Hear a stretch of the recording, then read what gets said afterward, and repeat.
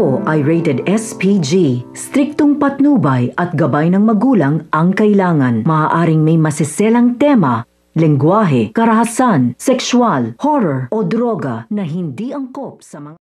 Uhaw na uhaw nga sa kayamanan ito ngang si Lani, kaya naman nga itong ginigipit niya nga itong si Charlie na kumbinsihin na nga si Joanna na ibenta ang kanyang shares kasama nga ang kanyang kambal dahil nga gusto nga ni Lani ang mapunta sa kanya ang De La Costa Food Corporation. At sinabi nga nito ni Charlie kay Lani na huwag nga siyang mag-alala dahil nga nakahanda na ang mga peking dokumento nito ni Charlie na ipapapirma nga dito kay Joanna upang ibenta nga ang kanyang shares ng sapilitan. Sa kabilang banda naman nga ito ngang si Ina ay sa magandang pag-uusap nga nila ni Francis ay sinagot niya nga ito.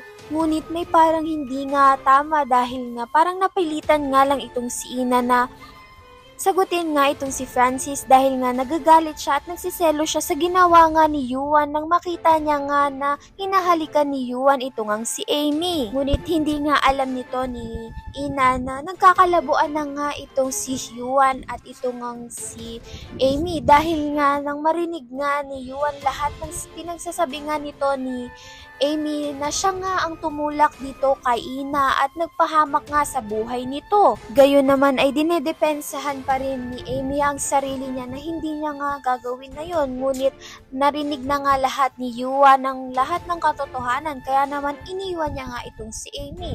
Subalit nga mababalitaan niya na sinagot na nga ni Ina itong si Francis at magnobya na nga silang dalawa. Madidismaya nga sa narinig na balita itong si Yuan at magiging malungkot nga siya, hindi niya nga alam ang gagawin niya.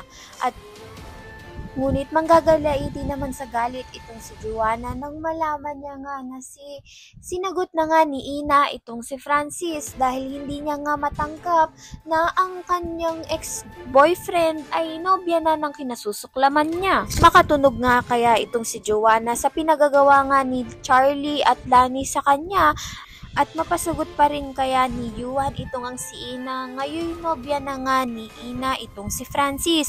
Ayan ang pakatutukan natin. Maraming salamat sa iyong panonood.